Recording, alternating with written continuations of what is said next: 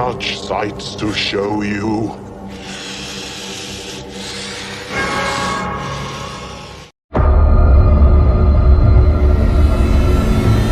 Some viewers may find the following video disturbing. Viewer discretion is advised. Alrighty, what is up, my artist? It's time for another Austintheartist review, this time of Hellraiser 2022.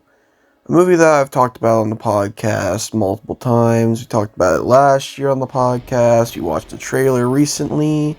And I can admit I have been ragging on it and been skeptical and all this shit about it.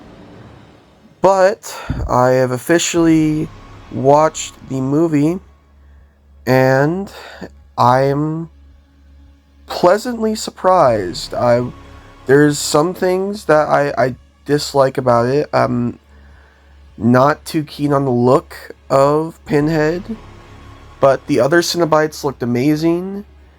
I really enjoyed the effects. The acting was actually really fucking great. I enjoyed the cinematography. It was actually really good. The story was fresh and a new take on Hellraiser. I'm pleasantly surprised. And I kind of feel bad a little bit because I've ragged on this movie a lot. Just based on the shit that's came out about it and how the actress in the movie is an actress and not an actor, and stuff like that. Basically, like, and I even though that Doug Bradley picked the actress that played Pinhead, which I guess is kind of cool in a way. Nonetheless, this wasn't terrible. I enjoyed it for the most part. There were just a couple things, like there was a couple characters that I disliked. There was a character that played in 13 Reasons Why. Yeah, wasn't really the greatest fucking actor, but he didn't show up too much in the show. Not in the show, but like in the movie. So I mean, it wasn't too overbearing. But there was a character in there that I didn't like. Mainly the boyfriend character, Trevor. He was a dick, but he was made out to be a dick. So it's fine. But the acting was great. The main actress was amazing in this movie. It was just a really fucking good movie, and I'm shocked to be saying this mainly because I went into this so negatively due to the fact that I've been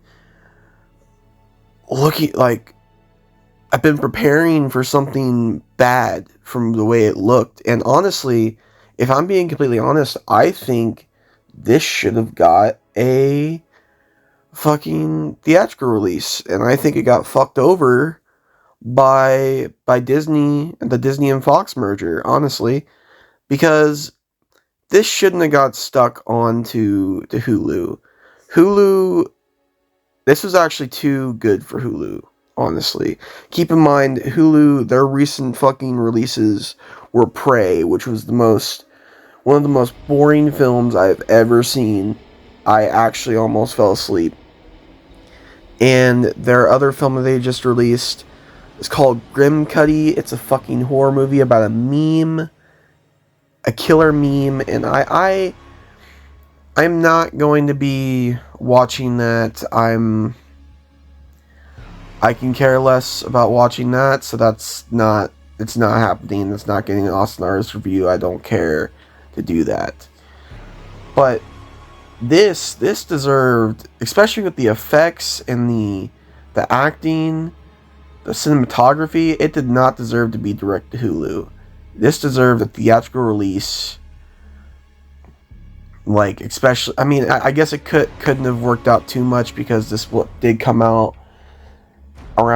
this is coming out like a week before Halloween ends, so that could have tainted the theatrical release. But still, like, it deserved a theatrical release, I feel, in my genuine opinion. And that's saying something for me, because I'm usually not a positive person.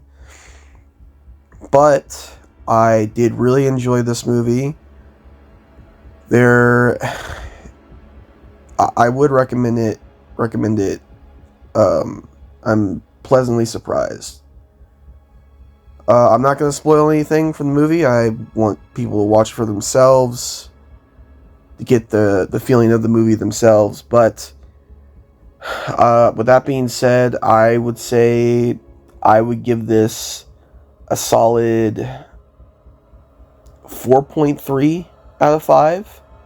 And that's surprising coming from me. But nonetheless, thank you guys for watching this review. Go ahead and watch it.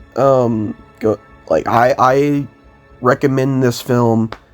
It's something that's not connected to the original Hellraiser. It's something fresh and new, and it doesn't taint the original film. I still enjoy the original film as much as I enjoy this film. So, with that being said, thank you guys for watching, and peace.